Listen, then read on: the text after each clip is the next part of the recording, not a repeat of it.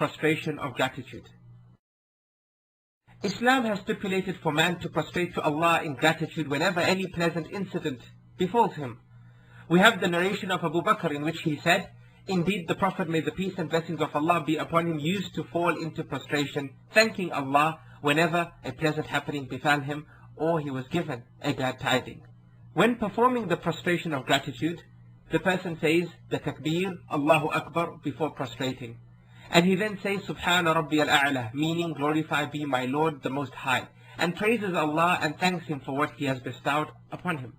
He then rises from his prostration with neither a takbir nor the final salam. Prostration due to recitation. Similarly, Islam also stipulated the prostration due to particular recitations of the Quran.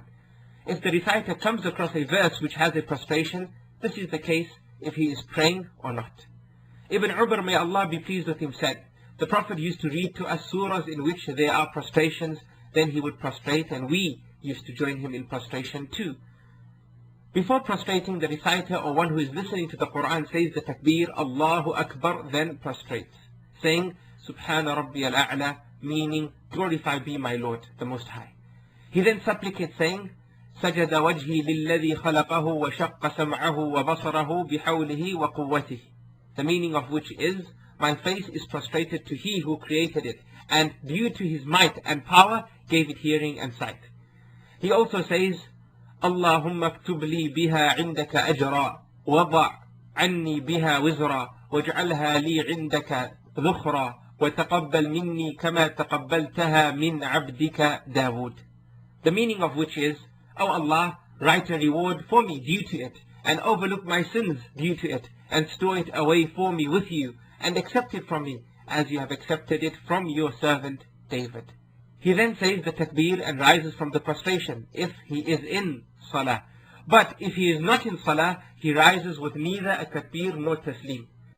The scholars have also stated that if a traveler riding on an animal recites a verse for prostration, he dismounts and observes prostration due to the recitation. However, if this is difficult for him, he bows his head low, observing the prostration. They also said that if a reciter repeats a verse of prostration several times, it is sufficient for him to observe prostration just once. They also consider that if a reciter does not prostrate, the listener should not prostrate either. This is because he, meaning the reciter, is the one being imitated and whose recitation is being listened to. Similarly, the one who hears the recitation, but without intending to listen, like a passerby, or one who is occupied with other things, for instance, does not partake in the prostration.